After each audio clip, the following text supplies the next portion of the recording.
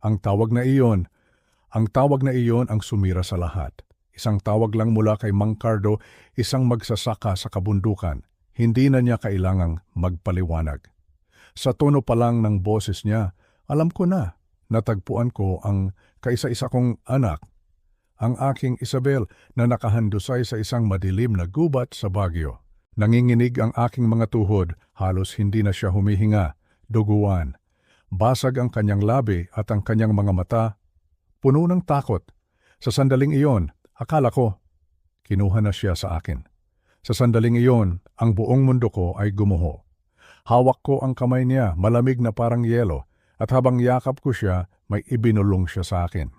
Ang biyenan ko po, Itay, si Doña Victoria, sabi niya, halos pabulong na lang, si Doña Victoria de Villa, ang tinitingala sa lipunan, ang nagpapatakbo ng pundasyon para sa mahihirap. Siya at bakit?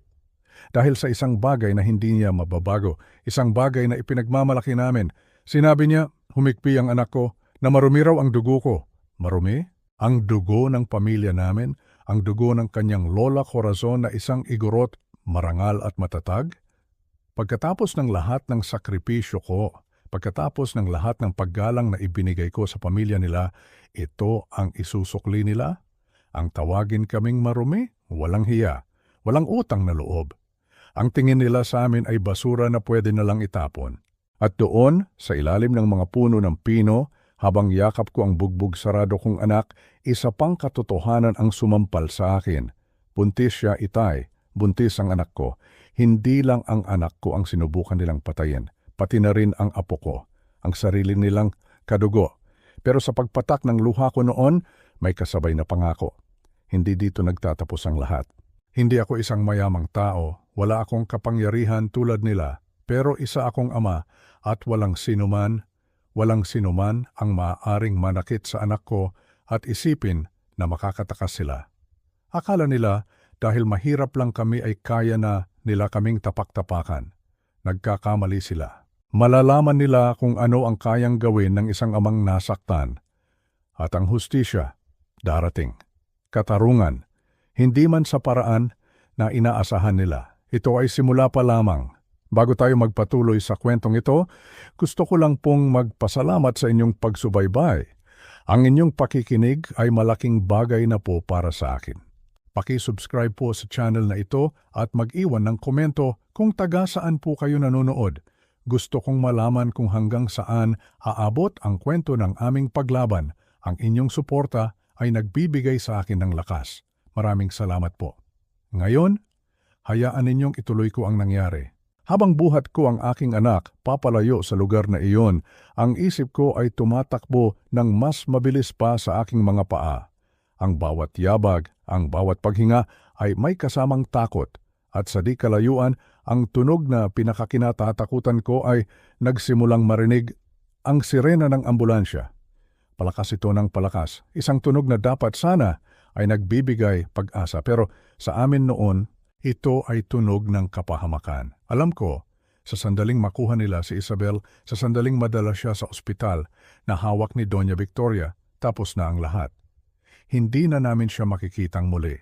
Itay, narinig kong bulong ni Isabel, ang boses niya ay nanginginig sa takot. Huwag po, huwag niyo silang hayaan. Ang pakiusap na iyon ang nagbigay sa akin ng desisyon. Tumingin ako sa mga ilaw na kumikislap sa pagitan ng mga puno, pula at puti.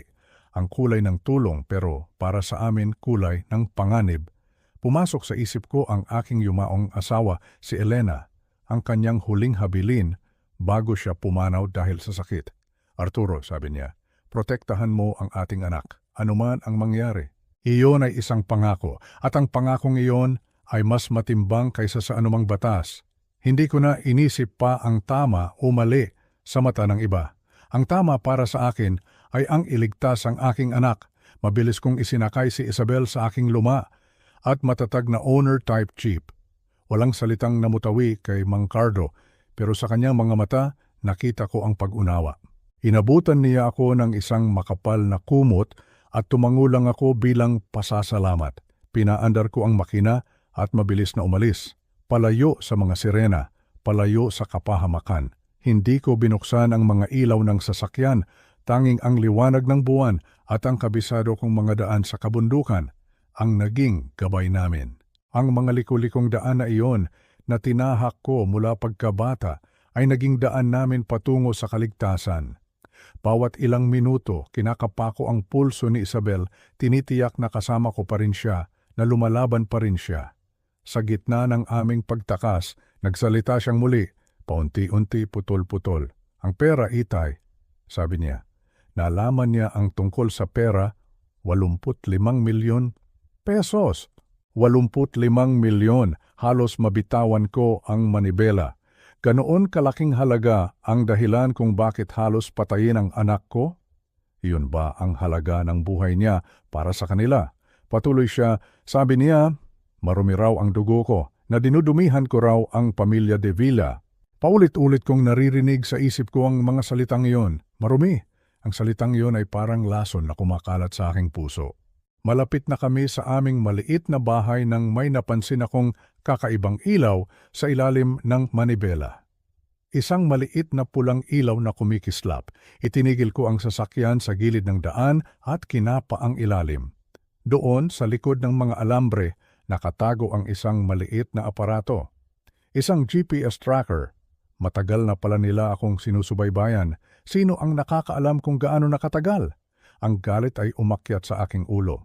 Kinuha ko ang aparato, ibinaba sa lupa, at tinapakan ng buong lakas hanggang sa madurog. Itinapon ko ang mga piraso nito sa malalim na damuhan. Hindi na nila kami masusundan. Pagdating namin sa bahay, pinuhat ko si Isabel papasok. Ang lamig at dilim ng bahay ay sumalubong sa amin. Inihiga ko siya sa aming lumang sofa at kinuha ang aking medical bag mula sa aparador. Luma na ang mga gamit, paso na ang petsa pero gagana pa rin. Inuna kong linisin ang sugat sa kanyang sentido, pagkatapos ay maingat na sinuri ang kanyang mga tadyang. Pasalang, walang bali. Salamat sa Diyos. Ang kanyang kaliwang pulso ay namamaga, kaya ginawan ko ito ng pansamantalang splint gamit ang gasa at 2 patpat mula sa garahe. Sa gitna ng lahat, isang bagay lang ang nasa isip niya. Ang baby po. Mahina niyang tanong. Okay lang po ba ang baby? Ginamit ko ang aking lumang fetal Doppler, isang gamit na binili ko pa noong buntis si Elena kay Isabel. Inilagay ko ito sa kanyang tiyan. Sa isang nakakabinging segundo ng katahimikan, wala akong marinig. Ang puso ko ay tumigil at pagkatapos, narinig ko ito. Isang mabilis, malakas at matatag na tibok ng puso. 150 pintig bawat minuto. Okay ang baby, sabi ko. At nakita ko ang luhang pumatak mula sa kanyang mga mata, luha ng ginhawa. Nang makatulog na siya, kinuha ko ang aking telepono at nag-type ng isang maikling mensahe para sa aking kapatid, si Miguel. Pangako kay Elena, ngayon na. 3 taon na kaming hindi nag-uusap ng maayos mula pa noong libing ni Elena. Nagtalo kami noon, pero alam ko sa oras ng kagipitan darating si Miguel. Hindi ako nagkamali.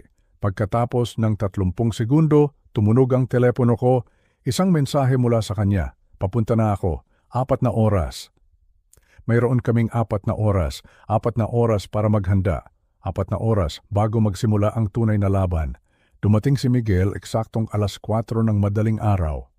Ang dating sundalo kong kapatid, walang bate, walang kamusta. Pagbukas ko ng pinto, ang mga mata niya ay dumiretso agad kay Isabel na natutulog sa sofa. Nakita ko ang pag-igting ng kanyang pangga, ang pagkuyom ng kanyang mga kamao. Ang katahimikan sa pagitan naming dalawa ay puno ng mga salitang hindi na kailangang bigkasin. Sino? Iyon lang ang tanong niya. Ang boses niya ay kalmado, pero may lamig. Iyon ang boses na ginagamit niya sa Marawi bago magsimula ang putukan. Si Doña Victoria de Villa, sagot ko, isang tango lang ang naging tugon niya. Kailangan na nating umalis, sabi niya. May pera siya, may koneksyon. Hindi siya titigil hanggat hindi niya natatapos ang sinimulan niya. Doon kami nagpasya. Pupunta kami sa lugar na tanging kaming dalawa lang ang nakakaalam. Ang bahay na itinayo ng aming lolo sa gitna ng kabundukan ng Cordillera. Isang lugar na walang kalsada, walang kuryente, walang signal ng telepono. Isang lugar kung saan hindi kami matatagpuan. Mabilis kaming kumilos. Inihanda ni Miguel ang kanyang sasakyan habang ako ay nag-empake ng mga delata, gamot at malinis na tubig. Isinilid ko sa isang plastic bag ang telepono ni Isabel. Naroon ang mga ebidensya. Kakailanganin namin iyon. Dahan-dahan naming binuhat si Isabel papunta sa sasakyan. Nagising siya saglit. Saan po tayo pupunta? Tanong niya. Ang boses ay mahina. Sa isang ligtas na lugar, anak. Iyon lang ang naisagot ko. Ang biyahe ay isang pagsubok.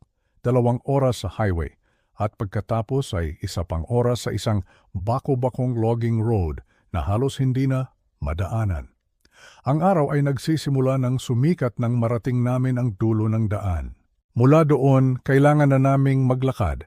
Maingat naming inalalayan si Isabel sa isang makitid na landas. Pagkatapos ng halos kalahating oras, narating namin ito. Ang maliit na bahay na gawa sa kahoy, nakatayo sa isang maliit na patag na lupa na napapaligiran ng matatayog na puno ng pino.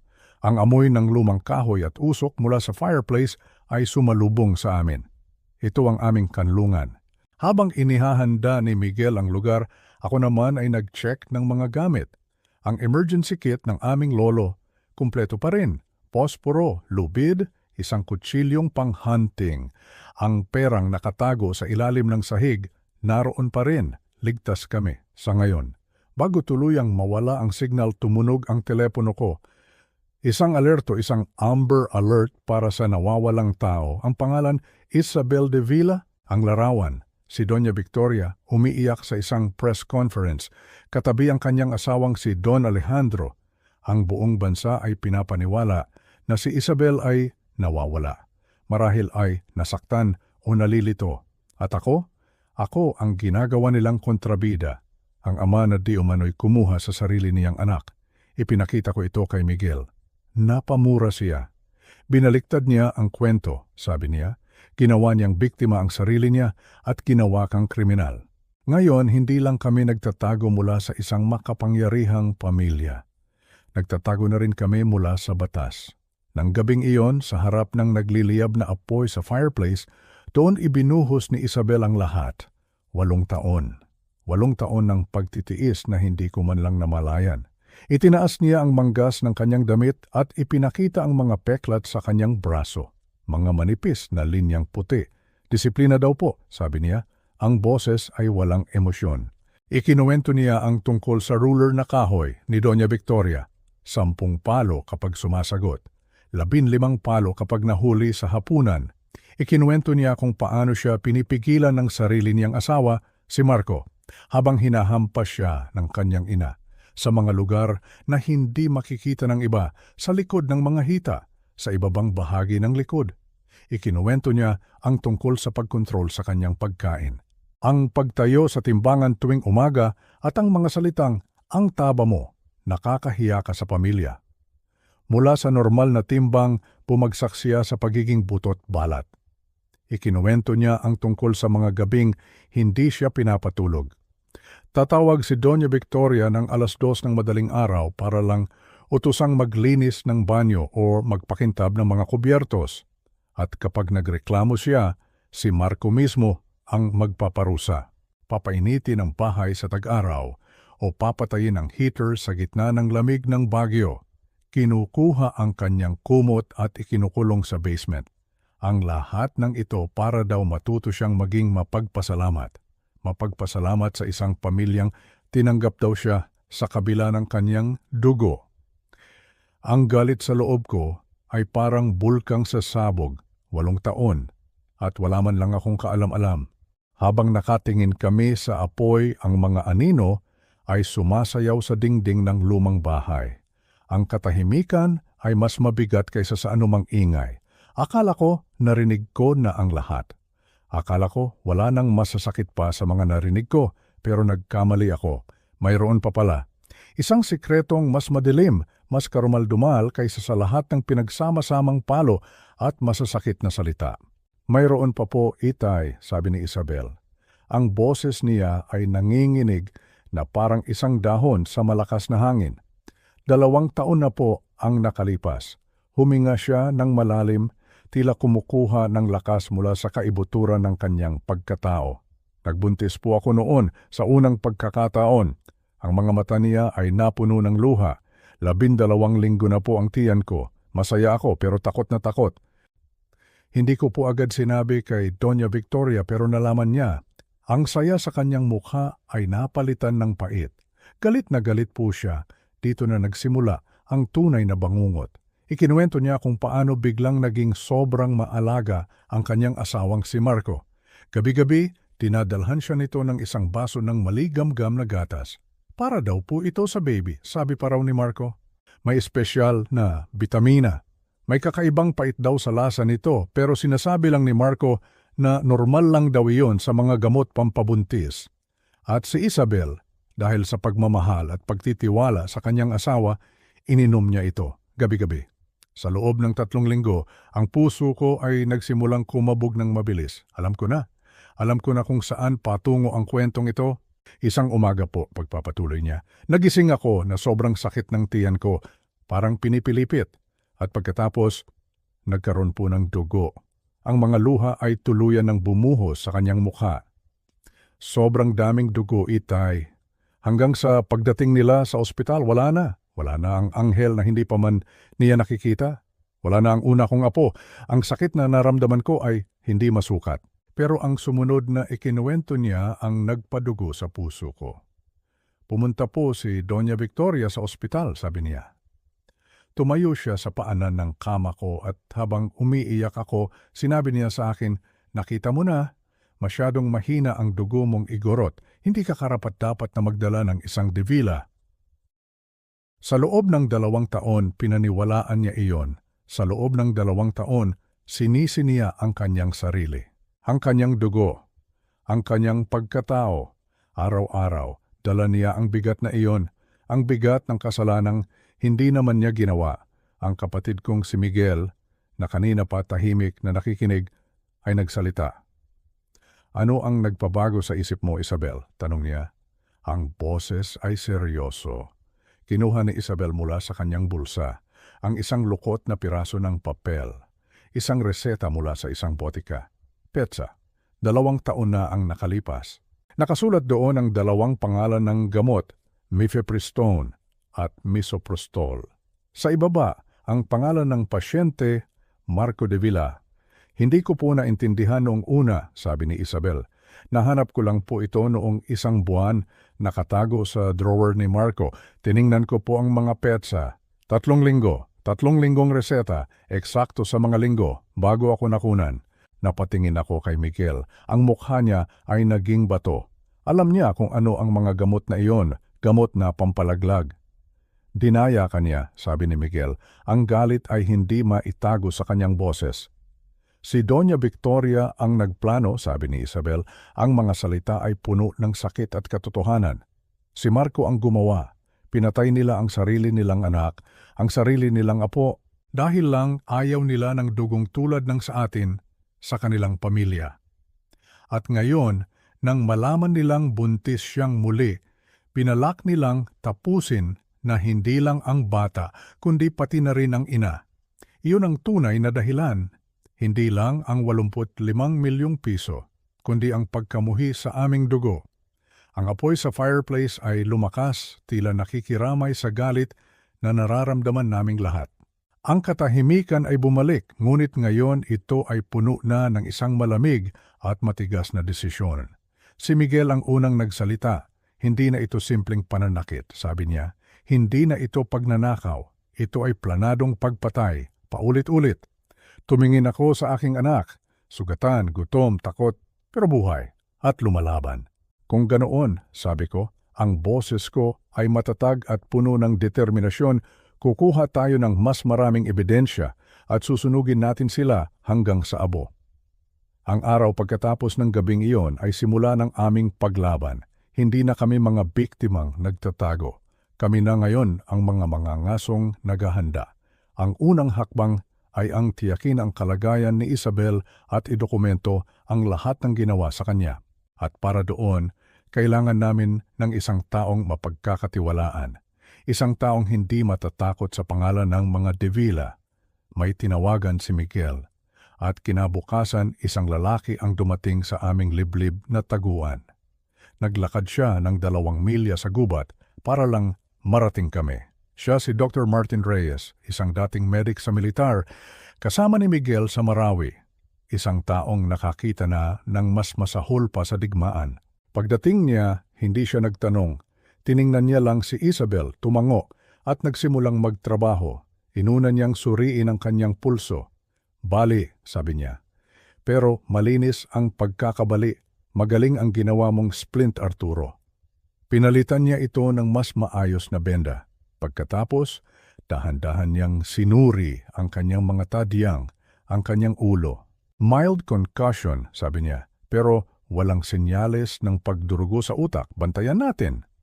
At pagkatapos kinuha niya ang kanyang sariling fetal Doppler. Muli, narinig namin ang malakas na tibok ng puso ng aking apo.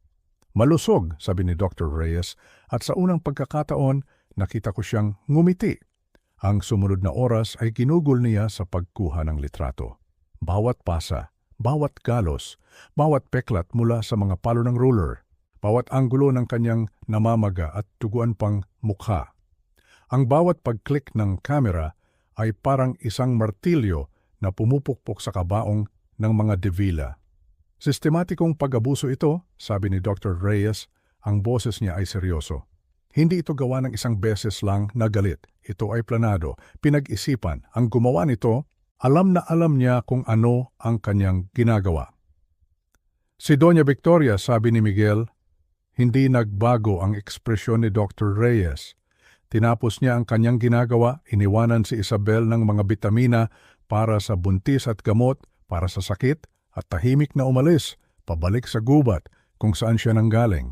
Wala nang tanong, tulong lang. Habang ginagawa ni Dr. Reyes ang kanyang trabaho, si Miguel naman ay abala sa kanyang sariling digmaan. Sa harap ng isang laptop na may espesyal na koneksyon, nagsimula siyang kumilos. Hindi ko tinanong kung sino ang mga kausap niya, kung paano niya ito ginagawa. Ang mahalaga, may nangyayari. Sa ikalawang araw, nakapasok na ang mga kaibigan ni Miguel sa mga server ng Pag-asa Foundation. Sa ikatlong araw, nagsimulang dumating ang mga ebidensya, isa-isa. Ang mga financial records, kitang-kita ang pagkawala ng 85 milyong piso sa loob ng 5 taon. Mga peking resibo, mga kontratista na hindi naman nag-e-exist at ang lahat ng pera dumidiretso sa mga offshore accounts sa Cayman Islands. Ang pangalan sa bawat transaksyon, Doña Victoria de Villa. Pagkatapos ang kanyang mga personal na account, mahigit 4 milyong dolyar sa isang pribadong account. At isa pa, may halos 1 milyong dolyar kasama ang isang lalaking nagngangalang Paul Nichols. May mga resibo ng hotel, mga mamahaling alahas, mga restaurant. Si Paul Nichols pala ang Chief Financial Officer ng kanilang kumpanya. Hindi lang pala magnanakaw si Doña Victoria, nangangaliwa pa siya. Ito na, sabi ni Miguel, nakatingin sa screen. Sapat na ito para wasakin siya. Fraud, tax evasion. Makukulong siya ng 20 taon. Pero umiling ako. Hindi pa sapat, sabi ko. Tumingin siya sa akin, nagtataka. Anong ibig mong sabihin? Ang isang tulad ni Victoria, paliwanag ko, kayang-kaya niyang paglaruan ang sistema. Magbabayad siya ng pinakamagaling na abogado. Baka makalusot pa siya. Kailangan natin ng isang taong mas makapangyarihan, isang taong sisigurado na hindi na siya makakabangon. Sino? Tanong ni Miguel. Ang asawa niya, sagot ko. Si Don Alejandro de Villa. Kumunot ang noo ni Miguel. Ang asawa? Poprotektahan niya si Victoria. Siguro, sabi ko. O baka naman, mas poprotektahan niya ang kanyang kumpanya, ang kanyang pangalan, ang kanyang pamana. Ang isang taong tulad ni Don Alejandro, hindi siya umabot sa tuktok dahil sa pagiging tapat sa asawa. Umabot siya doon dahil matalino siya. Si Isabel na nakikinig sa amin ay sumang-ayon. Kilala ko po ang biyenan kong lalaki, sabi niya. Malupit po siya, pero para sa kanya, ang karangalan at ang negosyo ang pinakamahalaga. Kapag nalaman niyang ninanakawan siya ni Doña Victoria at niloloko, itatapon niya ito para iligtas ang sarili niya. Iyon ang naging plano namin. Isang mapanganib na sugal. Sa ika-4 na araw, gumawa kami ng isang email. Ang subject, Tungkol kay Doña Victoria de Villa. Naka-attach ang lahat. Ang mga financial records, ang mga offshore accounts, ang mga litrato ng panloloko, ang mga litrato ng mga pasa ni Isabel at ang reseta ng gamot pampalaglag. At sa katawan ng email, isang pangungusap lang. The Polo Club, Makati, alas 6 ng gabi, mag-isa kang pumunta. Ipinadala namin ito mula sa isang encrypted account. Pagkatapos ng 2 oras na paghihintay na parang walang katapusan, dumating ang sagot. 2 letra lang. S.A. Siya ay darating. Nagsimula na ang huling yugto ng aming plano. Narito ang isang malawakang pagpapalawak at pagsasakongkreto ng kwento. Expanded novel version. Dahil sa kahilingan na pahabain ng husto ang bawat kabanata, narito ang mas detalyadong pagsasalaysay na puno ng emosyon, description at internal na monologo. Ang hangin sa Makati ay hindi lamang basta hangin. Ito ay amoy ng lumang salapi, ng gasolina ng mamahaling sasakyan at ng malamig na aircon na humihiwalay sa mga mayayaman mula sa init ng kalsada. Habang binabagtas namin ang McKinley Road, ramdam ko ang bigat sa aking dibdib. Iba ito sa bigat ng pag-akyat sa bundok o pagbubuhat ng sako ng bigas. Ito ay bigat ng isang ama na handang pumatay at mamatay para sa kanyang anak. Malayo, napakalayo na namin sa amoy ng pino at hamog ng kordilera kung saan namin pansamantalang itinago ang katotohanan.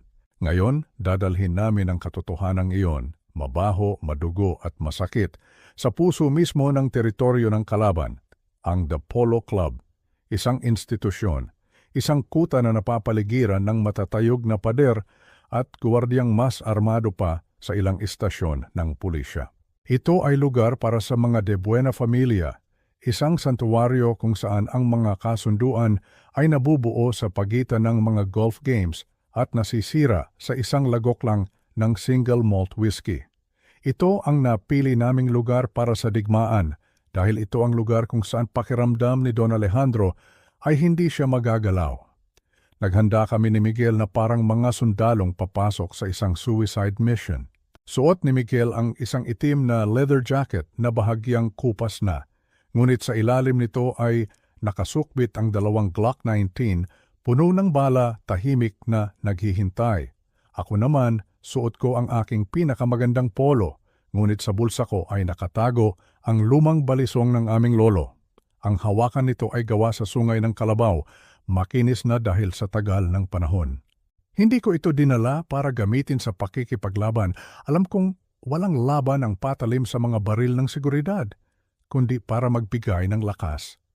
Isang paalala na ang dugong nananalaytay sa akin ay dugo ng mga mandirigma, hindi ng mga alipin. Handa ka na ba, kuya? Tanong ni Miguel bago kami bumaba ng sasakyan. Ang mata niya ay walang takot, sanay sa gulo. Para kay Isabel, sagot ko. Para kay Isabel, ulit niya.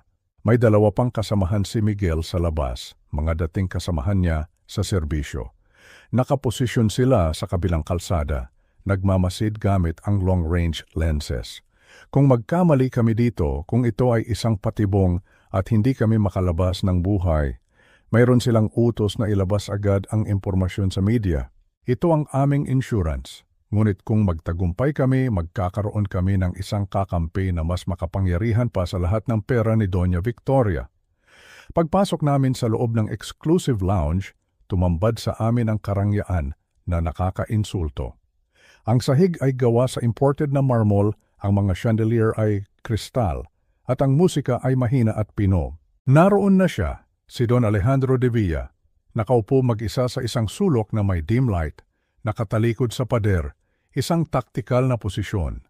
May isang baso ng scotch sa kanyang harapan. Ang yelo ay tunaw na. Senyales na kanina pa siya naghihintay ngunit hindi pa ito ginagalaw. Ang buhok niyang kulay pilak ay maayos na nakasuklay. Ang suot niyang suit ay halatang gawa ng isang Italian tailor. Lahat sa kanya ay sumisigaw ng kapangyarihan at kontrol. Hindi siya tumayo nang lumapit kami. Tiningnan niya lang kami mula ulo hanggang paa. Ang kanyang mga mata ay malamig. Tila sinusuri kung kami ay karapat-dapat na huminga ng parehong hangin niya. Itinuro niya ang mga upuan sa tapat niya nang hindi nagsasalita. Umupo kami. Ang tensyon sa hangin ay mas makapal pa sa usok ng tabako.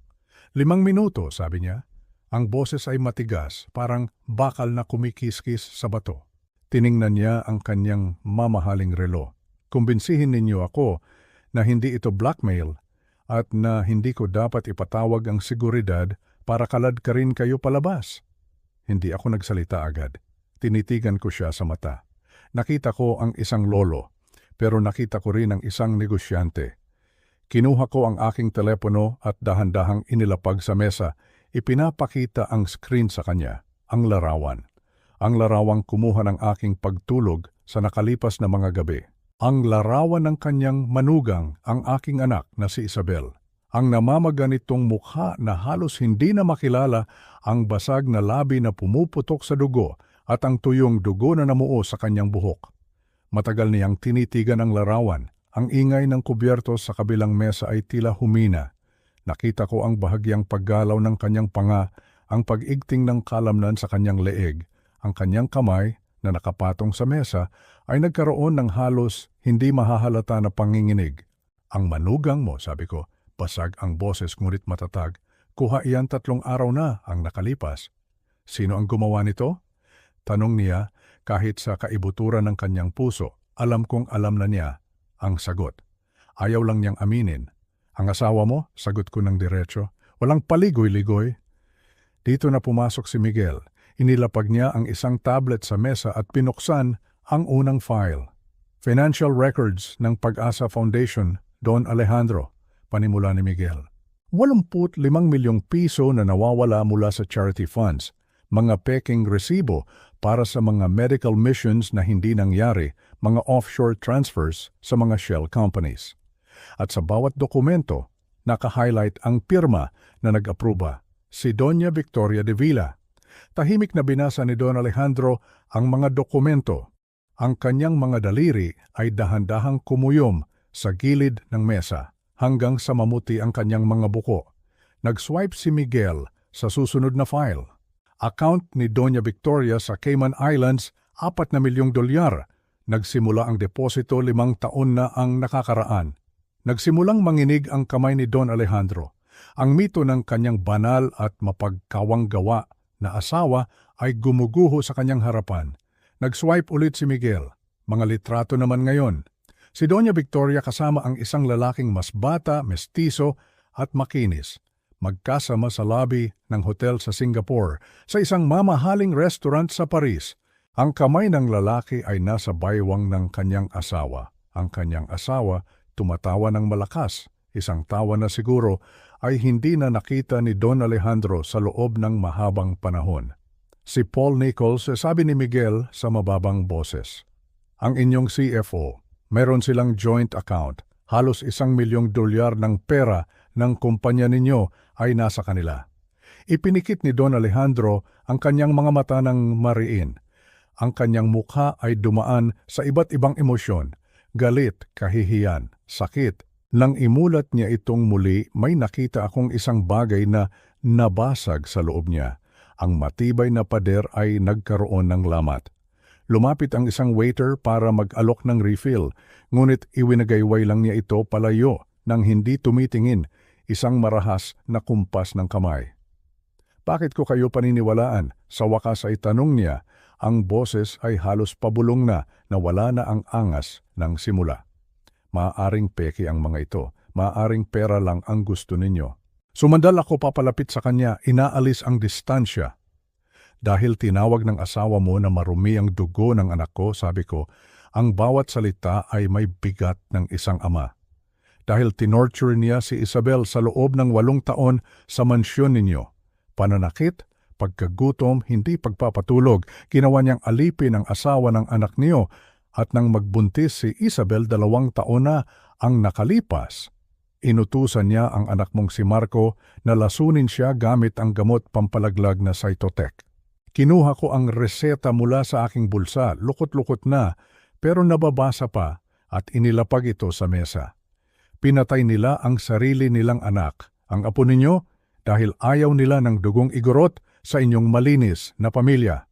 Tinampot ni Don Alejandro ang reseta. Pinasa niya ang pangalan ng gamot. Pinasa niya ang pirma ng doktor na binayaran nila at ibinaba ito na parang napapaso ang kanyang mga daliri. Ang katotohanan ay isang apoy na tumutupok sa kanya ngayon. Ano ang gusto ninyo? Tanong niya. Ang boses ay wala ng buhay, pagod na pagod. Kaligtasan, sabi ko, para kay Isabel at para sa kanyang magiging anak na nasa sinapupunan niya ngayon. At kailangang mawala ng tuluyan si Victoria, dagdag ni Miguel. Ang boses ay parang hatol ng hukom. Kung hindi, ilalabas namin ang lahat, bawat donor ng foundation, bawat istasyon ng balita, bawat ahensya ng gobyerno, guguho ang Pag-asa Foundation. Masisira ang kumpanya mo, makukulong sila at ikaw, ang pangalan mo ay kakalat sa lahat ng headline bilang asawa ng magnanakaw at ama ng mamamatay tao. Tumingin sa akin si Don Alejandro, nakita ko ang takot sa kanyang mga mata. Takot hindi para sa sarili, kundi para sa legacyang iningatan niya ng ilang dekada. O kaya naman, sabi ko, nag-aalok ng solusyon, aayusin mo ito sa loob ng inyong pamilya. Tahimik na mawawala si Victoria. Bahala ka na kung anong kwento ang gagawin mo. Diborsyo, may sakit, ipadala sa ibang bansa, kahit ano. At ikaw ang lalabas na bayani, ang lalaking naglinis ng sarili niyang bahay, ang nagligtas sa pundasyon, ang gumawa ng tama. Kinuha ni Don Alejandro ang kanyang baso ng scotch, ininom ito ng isang lagok, ang alak na kanina pa niya tinititigan, at ibinaba ang baso ng malakas sa mesa. Ang tunog ay parang martilyo ng husgado. 48 oras, sabi niya. Kailangan kong i-verify ang ilan sa mga ito. Kailangan kong kausapin ang bangko. Mayroon kang 24, sagot ni Miguel ng mabilis. Nagkatinginan sila, isang laban ng titigan. Sa huli, si Don Alejandro ang unang bumitaw. Tumango siya, talunan. 24 na oras, tumayo siya, isinara ang butones ng kanyang damit, sinusubukang bawiin ang kanyang dignidad. Kung totoo ang mga pinapakita ninyo sa akin, magkakaroon ng kaukulang parusa para sa lahat ng sangkot. Iyan ang pangako ko bilang isang debila. Mabuti, sabi ko, umalis si Don Alejandro nang walang paalam. Naghintay kami ng 10 minuto bago kami lumabas, magkahiwalay ng daan para sigurado. Kinumpirma ng mga kasama ni Miguel sa radyo na walang sumusunod sa amin. Pumalik kami sa aming taguan, palaging nakatingin sa salamin sa likod. Ang aming sugal ay inilagay na sa mesa. Ang taya ay buhay ni Isabel. Ang tanong na lang kung sino ang mananalo. Ang 24 na oras na iyon ay hindi lang basta oras, ito ay isang torture. Ito ang pinakamahabang 24 na oras sa buong buhay ko. Bawat segundo ay parang patak ng tubig sa noo, mabagal at nakakabaliw. Nasa isang safe house kami sa labas ng Maynila, isang lumang rest house na pag-aari ng kaibigan ni Miguel. Ang paligid ay tahimik, masyadong tahimik. Bawat tunog ng dahon sa labas, bawat huni ng hangin, bawat kaluskos ng sanga sa bubong ay nagpapakaba sa akin. Napapahawak ako sa aking kutsilyo tuwing may maririnig akong sasakyan sa malayo. Naghihintay kami? Naghihintay sa isang tawag na magdidikta kung uuwi ba kaming ligtas o kung kailangan naming tumakbo habang buhay. Si Isabel ay hindi mapakali. Nakaupo siya sa sofa, yakap ang kanyang mga tuhod, nakatulala sa kawalan. Alam kong inaalala niya ang mga posibleng mangyari. Si Miguel naman ay laging alerto, naglilinis ng kanyang baril, paulit-ulit na kinakalas at binubuo, ang kanyang kamay ay laging malapit sa trigger. At ako, nagdarasal ako. Lumuhod ako sa harap ng maliit na altar sa kwarto. Nagdarasal sa Diyos, sa mga anito, sa aming mga ninuno, na sana sa kauna-unahang pagkakataon piliin ni Don Alejandro ang tama kaysa sa kanyang pangalan at yaman. 11:00 ng gabi, ang ulan ay nagsimulang pumatak. Biglang tumunog ang telepono ko. Ang tunog ay parang pagsabog sa katahimikan. Napatalon si Isabel. Nagkatinginan kami ni Miguel, isang hindi kilalang numero. Huminga ako ng malalim, pinatatag ang aking boses at nanginginig kong sinagot ito. Hello? Tama kayo, sabi ng isang boses sa kabilang linya. Pagod, paos, talunan. Si Don Alejandro. Wala na ang tikas ng boses niya kanina. Para siyang tumanda ng 10 taon sa loob ng isang araw. Pinatunayan ko na ang lahat. Kinausap ko ang aking private investigator, ang mga accounts sa Cayman, ang panloloko sa foundation, ang relasyon kay Nichols, ang reseta. Nakausap ko ang doktor. Huminto siya at narinig ko ang panginginig ng kanyang paghinga. Pero mayroon pa. May natagpuan ako sa personal na safe ni Victoria na hindi ninyo alam. Ano iyon? Tanong ko, ang kaba ay bumalik. Mga dokumentong direktang nakaugnay kay Marco, mga property transfers, malalaking bayad. Ang petsa ng mga transaksyon ay kahina-hinala. Pagkatapos mismo ng unang pagkalaglag ni Isabel, 2 taon na ang nakakaraan. Nanlamig ang buong katawan ko, tumingin ako kay Isabel na naghihintay ng balita. Gaano kalaki? 115 milyong piso, sagot niya. Ibinayad kay Marco 1 linggo pagkatapos mamatay ang apo ko. Ang linya ay natahimik. Tanging ang aking paghinga ang maririnig at ang malakas na pintig ng aking puso. Si Marco, ang asawa ni Isabel, ang ama ng batang namatay. Hindi lang siya tumulong o nagbulag-bulagan, nagpabayad siya. Nagpabayad siya para payagang patayin ang sarili niyang anak. Ibinenta niya ang buhay ng kanyang dugo at laman. Magkita tayo bukas. Sa opisina ko, sabi ni Alejandro bago ibinaba ang telepono. Kinabukasan, sa tuktok ng De Villa Tower, ang lahat ay naging malinaw. Ang opisina ay malawak, napapaligiran ng salamin na nagpapakita ng buong syudad, pero ang pakiramdam sa loob ay parang sementeryo. Inilapag ni Don Alejandro sa mesa ang isang makapal na folder. Ang mukha niya ay parang abo. Ang kanyang mga mata ay lubog at walang buhay. Halatang hindi siya natulog. Hindi ako nakatulog kagabi, sabi niya, habang nakatingin sa malayo. Binasa ko lahat ito. Paulit-ulit, umaasang mali ang pagkakaintindi ko. Binuksan ko ang folder. Ang unang dokumento ay isang titulo ng lupa, isang mamahaling commercial property sa tabi ng Pasig River, prime location. Ang nakarehistrong may-ari, Marco de Villa. Ang halaga ng pagkakabili, 115 milyong piso. Ang petsa, 1 linggo pagkatapos makunan si Isabel sa ospital. Ituloy mo ang pagbasa, sabi ni Don Alejandro ng mahina. Ang susunod na pahina ay kopya ng isang pahina mula sa personal na ledger ni Doña Victoria. Isinulat ng kamay, tinta ng fountain pen. Bayad para sa serbisyong ginawa. Unang problema, nalutas na. Marco, 115 Emer.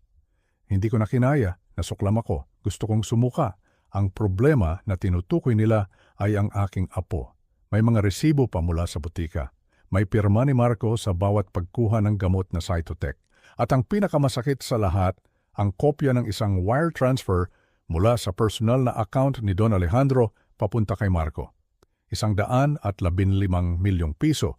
Ang nakasulat sa memo, Real Estate Investment. Ang anak mo, sabi ko, ang boses ko ay halos hindi lumalabas sa galit. Pinatay niya ang sarili niyang anak para sa 115 milyong piso. Ibinenta niya ang apo mo. Tumingin sa akin si Don Alejandro. Ang kanyang mga mata ay puno ng sakit at pagsisisi na hindi kayang bayaran ng lahat ng pera niya. Ang anak ko ay isang mamamatay tao, sabi niya. At ako ang nagbigay sa kanya ng pera. Napahagulgol siya ng mahina. Sinabi raw sa kanya ni Victoria noon na kailangan ni Marco ng puhunan para sa isang bagong negosyo. Bilang ama na gustong suportahan ang anak, pumirma siya sa tseke ng walang tanong. Hindi niya alam na ang pinupunduhan niya ay ang pagpatay sa kanyang sariling apo. Tumayo siya at lumakad papunta sa bintana, nakatanaw sa syudad ng Makati na tila pag-aari niya pero wala nang halaga ngayon. Pinundohan ko ang pagpatay sa sarili kong apo, sabi niya. Ang katahimikan ay nakakabingi. Pagkatapos ng ilang sandaling katahimikan, nagsalita siyang muli. Ang boses ay puno ng multo ng nakaraan. Ikinuwento niya ang tungkol sa kanyang nakababatang kapatid, si Thomas. Noong 1985, nagpakasal daw ito sa isang babaeng may lahing katutubo mula sa Mindanao. Itinakwil daw nila ito, ang kanilang ama, ang kanilang ina, at siya mismo sumali siya sa pagtatakwil. Sinabihan daw nila si Tomas na dinumihan nito ang kanilang purong dugo. Namatay daw si Tomas sa isang aksidente sa sasakyan 3 taon pagkatapos noon. Namatay na mahirap at malayo sa pamilya. Hindi man lang daw niya tinawagan o hininga ng tawad noong nabubuhay pa ito. Bakit ninyo ito sinasabi sa amin? Tanong ni Miguel, nagtataka sa biglaang kwento. Humarap siya sa amin at sa pagkakataong ito ang kanyang mga mata ay puno ng isang bagong determinasyon, isang apoy na muling nabuhay. Dahil ang apo ninyo, sabi niya, nakatingin sa akin ng diretsyo. Ang aking apo na nasa sinapupunan ni Isabel, siya ang aking pangalawang pagkakataon. Isang pagkakataon para hindi na maging duwag. Isang pagkakataon para piliin ng tama kaysa sa madali. Hindi ko na uulitin ang ginawa ko kay Tomas. Ano ang gagawin mo? Tanong ko. Inayos niya ang kanyang kurbata. Bumalik ang tikas ng isang don. Aayusin ko si Victoria, sabi niya. At si Marco. Tiyakin ninyong ligtas si Isabel. Ako na ang bahala sa mga halimaw sa pamilyang ito. Sa mga matang yon, nakita ko ang desisyon ng isang patriarka. Hindi na ito tungkol sa negosyo, tungkol na ito sa kaluluwa ng kanyang pamilya. Isang desisyong babago sa kanilang lahat at magwawakas sa kasamaan na naghari sa kanilang tahanan. Mabilis kaming bumalik sa kabundukan. Habang nasa daan, ang mga salita ni Don Alejandro ay paulit-ulit na tumatakbo sa isip ko na parang sirang plaka. Ang 115 milyong piso. Ang bayad sa isang buhay. Paano nagagawang presyohan ng isang ama ang buhay ng kanyang anak? Habang papalayo kami sa syudad at papalapit sa katahimikan ng probinsya, lalong bumibigat ang katotohanan na kailangan naming sabihin kay Isabel. Pagdating namin sa safe house sa bundok, gising pa si Isabel. Nakaupo siya sa tabi ng fireplace, nakabalot sa makapal na kumot. Ang liwanag ng apoy ay sumasayaw sa kanyang mukha. Itinatago ang mga pasa, ngunit hindi ang lungkot sa kanyang mga mata. Nang makita niya kami, may halong pag-asa at takot ang kanyang tingin. Hindi ako nagsalita. Inabot ko sa kanya ang folder na ibinigay ni Don Alejandro. Nanginginig ang kanyang mga kamay habang tinatanggap ito. Pinasa niya ang bawat pahina. Sa gitna ng katahimikan ng gabi, ang kanyang mukha ay namutla, mas maputi pa sa papel na hawak niya. Ang titulo ng lupa, ang ledger, ang tseke, at pagkatapos ang mga luha ay nagsimulang dumaloy. Hindi ito ang tahimik na pag-iyak na nakita ko noong mga nakaraang araw. Ito ay hagulgol ng isang pusong nawasak ng pino, hindi luha ng kalungkutan, kundi luha ng matinding sakit at pagtataksil. Siya po ang nagtimpla ng gatas gabi-gabi, bulong niya sa pagitan ng mga hikbi. Noong buntis ako sa una, si Marco, sabi niya, para daw sa baby namin, sabi niya, kailangan ko ng calcium. Sabi niya, mahal niya ako habang iniinom ko iyon. Ang mga salitang iyon ay parang saksak sa aking puso. Ang kanyang asawa, ang taong dapat nagpoprotekta sa kanya, ay nilalason siya gabi-gabi habang nakangiti. Sinabi niya ang mga salitang, mahal kita, habang pinapatay ang kanilang anak. Ang kanyang mga kamay ay napahawak sa kanyang tiyan, na ngayon ay muling bumubukol na parang pinoprotektahan ang buhay sa loob nito mula sa alaala ng nakaraan. Ang baby na ito, buhay lang siya dahil nalaman ko ang totoo. Sabi niya habang yakap ang sarili, dahil tumakas ako bago pa niya ako maabutan ng gatas. Sa gitna ng kanyang pag-iyak na siyang pinakamasakit na tunog na narinig ko, tumunog ang telepono ko. Isang bar ng signal lang ang nasasagap sa bundok, si Don Alejandro. Sinagot ko at ni loudspeaker.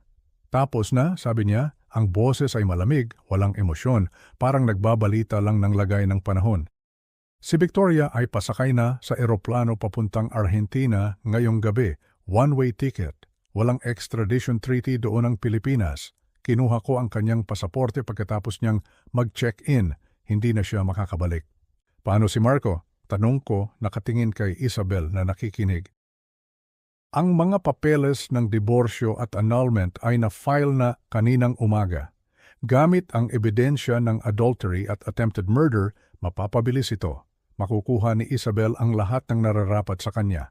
Buong proteksyon, i-freeze ko na ang lahat ng assets ni Victoria maliban sa 2 milyong piso na allowance niya habang buhay. Sapat para mabuhay pero hindi sapat para makapanakit pa ng iba. Ang lahat ng iba pa ay ibabalik sa pundasyon. Huminto siya sandali, tila naghahanap ng lakas. Si Marco, tinanggalan ko na siya ng mana, disowned. Lahat ng posisyon niya sa kumpanya tinanggal ko na kaninang hapon sa board meeting. Pinalayas ko na siya sa mansyon.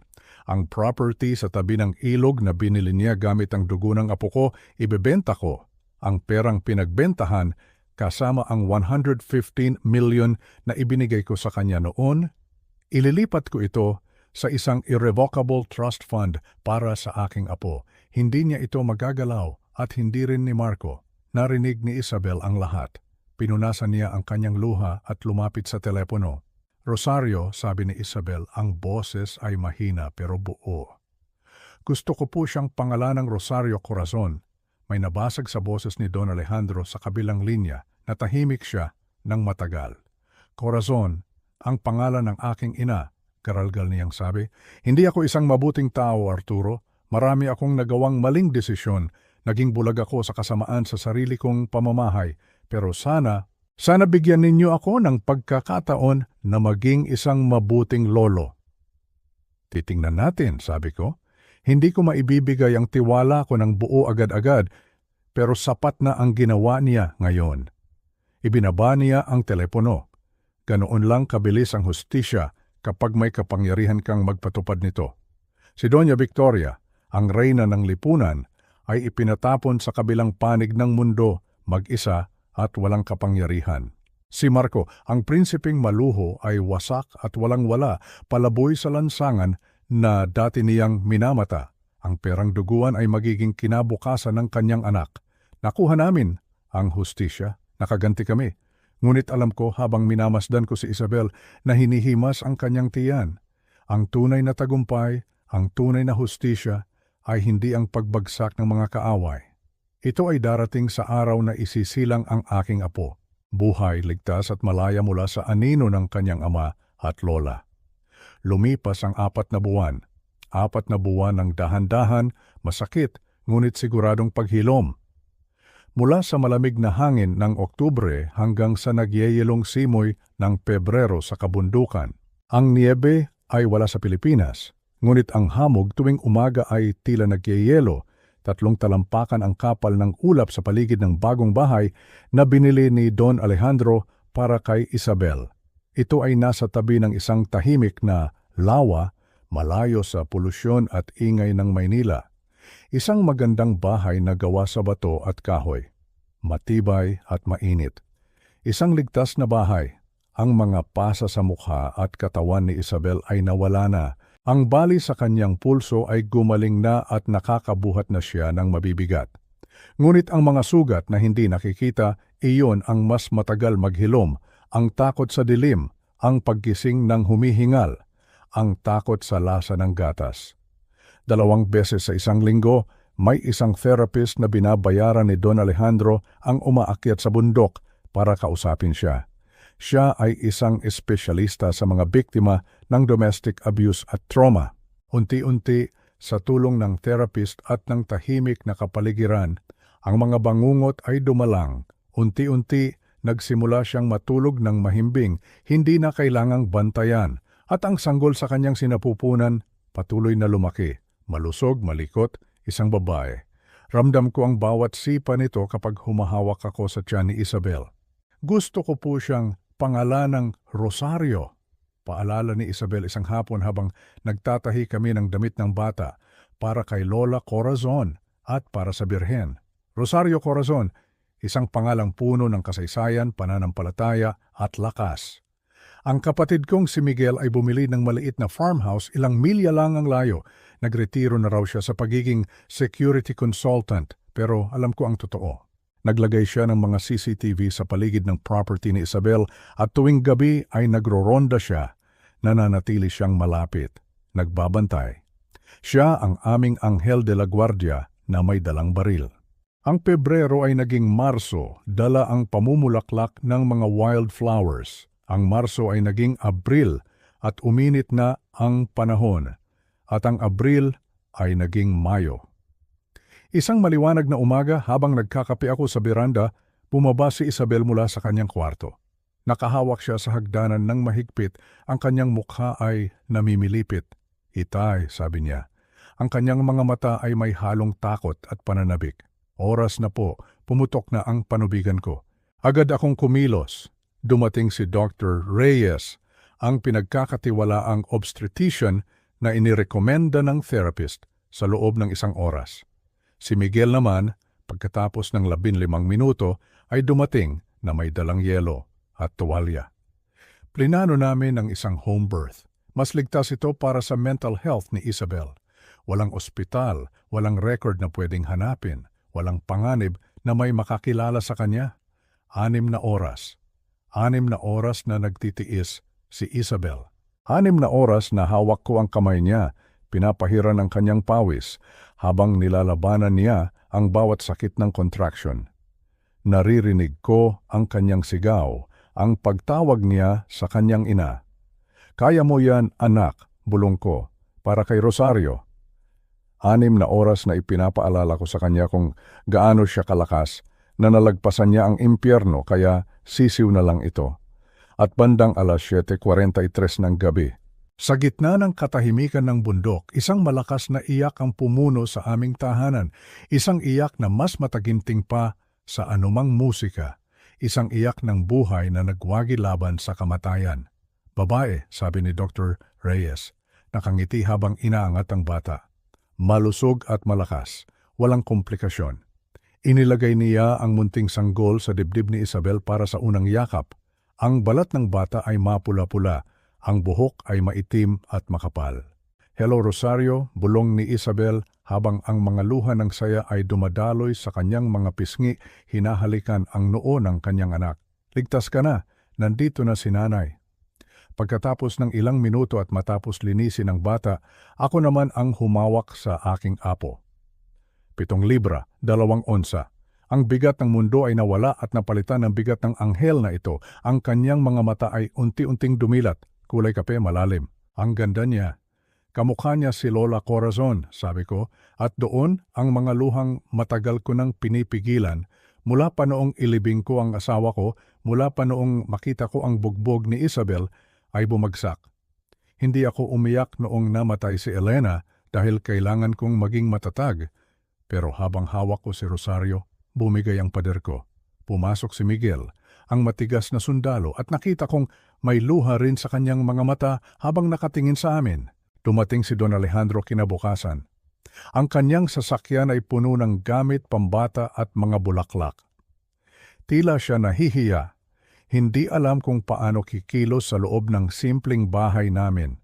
Halika, sabi ni Isabel sa kanya, walang halong galit. Kilalanin mo ang apo mo.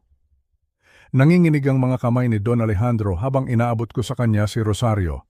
Ang makapangyarihang negosyante na kayang magpatumba ng gobyerno ay nanginginig sa harap ng isang sanggol.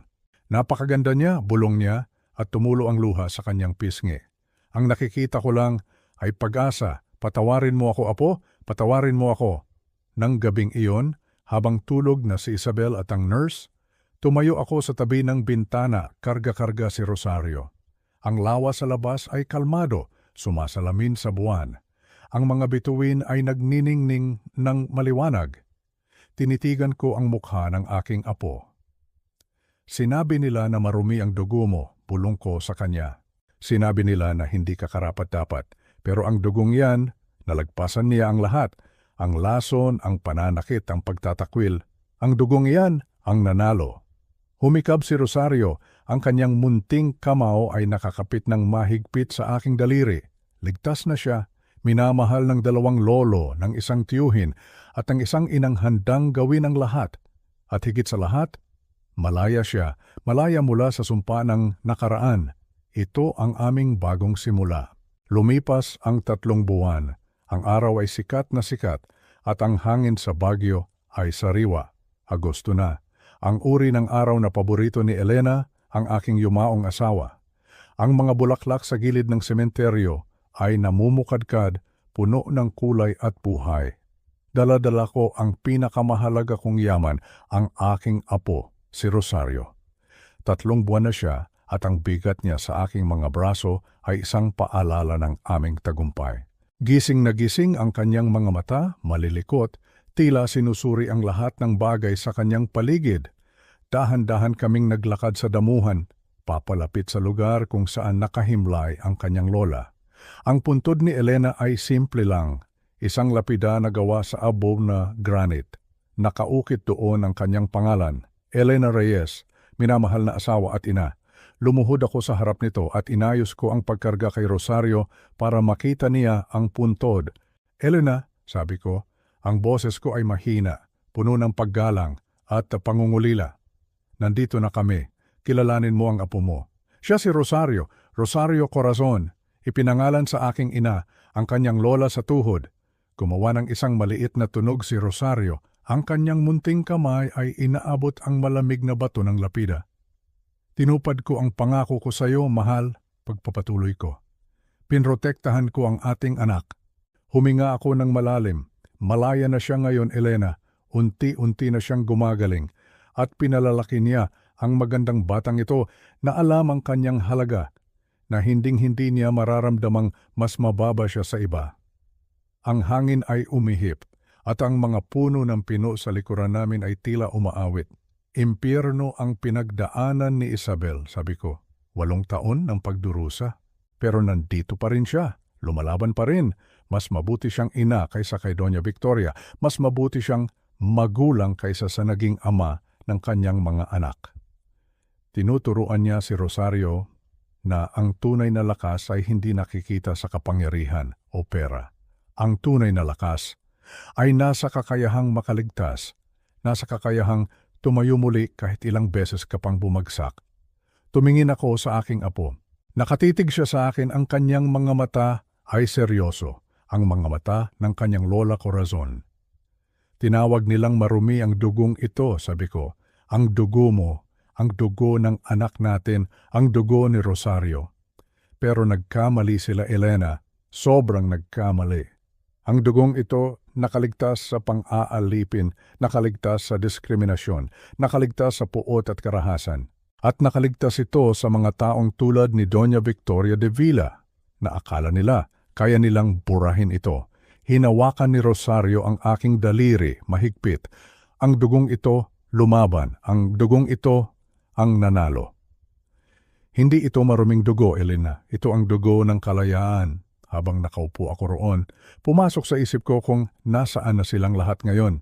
Si Doña Victoria, nasa Buenos Aires, nakatira sa isang maliit na apartment, mag-isa, halos walang pera.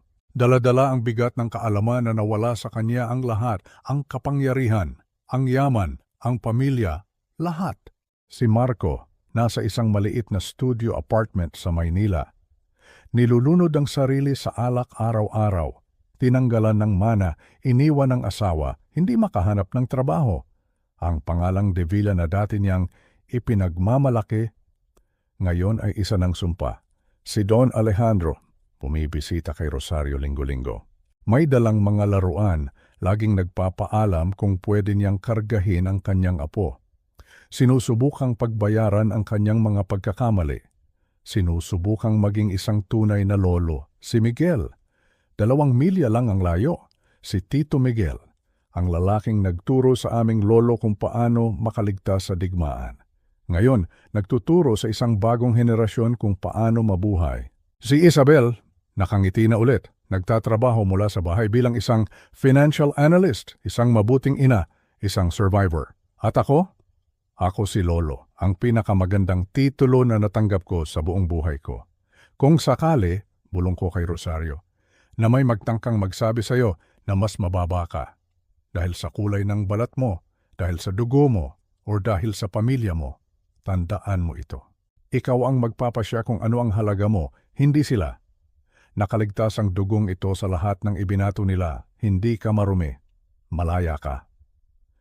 Humikab si Rosario, ang kanyang munting kamao ay dahan-dahang bumitaw sa aking daliri. Hinalikan ko ang tuktok ng kanyang ulo at tumayo. "Halika na, apo, uwi na tayo." Naglakad ako pabalik, palayo sa sementeryo habang si Rosario ay mahimbing na natutulog sa aking dibdib. Ang sikat ng araw ay mainit sa aking mga balikat. Ang hinaharap ay nasa aming harapan, maliwanag at puno ng pag-asa. Sinubukan nilang wasakin kami, sinubukan nilang burahin kami, sinubukan nilang kumbinsihin kami na kami ay marumi, walang halaga. Pero nandito pa rin kami at mananatili kami dito. Habang tinitingnan ko ngayon ang aking apo si Rosario na payapang natutulog sa aking mga bisig, napagtanto ko ang isang bagay. Minsan, inilalagay tayo ng Diyos sa apoy hindi para sirain tayo, kundi para dalisayin tayo. Ibinabahagi ko ang mga kwentong ito ni Lolo dahil alam kong may isang taong nangangailangan marinig ito. Huwag kayong tumahimik kapag kailangan kayo ng inyong pamilya. Huwag hintayin ang krisis bago lumaban para sa mga taong mahal ninyo. Muntik ko nang mawala si Isabel dahil hindi ko nakita ang mga senyales. Binigyan ako ng Diyos ng pangalawang pagkakataon. Hindi lahat ay nabibigyan noon. Ang kasamaan ay nagtatago sa likod ng pagiging kagalang-galang. Si Doña Victoria ay mayaman, may katayuan, at laging nasa mga pagtitipon para sa kawanggawa. Ngunit nakikita ng Diyos kung ano ang nasa puso, hindi kung ano ang nasa labas. Kapag ipinakita sa iyo ng isang tao kung sino talaga sila, maniwala ka sa kanila sa unang pagkakataon. At ang iyong dugo, anuman ang kulay, anuman ang pinagmulan, hindi kailanman marumi. Ito ay sagrado. Ginawa ka ng Diyos ng eksakto kung sino ka. Paglaki ni Rosario, ikukwento ko sa kanya ang mga kwentong ito ni Lolo. Ituturo ko sa kanya na ang pagiging biktima ay hindi kahinaan.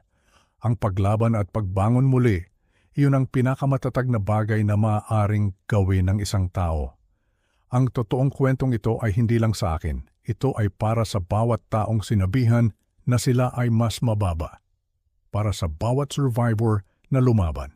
At para sa bawat lolo at lola na pinoprotektahan ang susunod na henerasyon. Kung dumadaan ka sa sarili mong impyerno ngayon, hindi ka nakalimutan ng Diyos. Lumaban ka. Kung kailangan, tumakbo ka. Protektahan mo kung ano ang mahalaga. Huwag kang manahimik. Ito ang aking totoong kwento. Ito ang mga kwento ni Lolo. At sa awa ng Diyos, lalaki si Rosario na alam niyang siya ay karapat-dapat, minamahal at higit sa lahat malaya.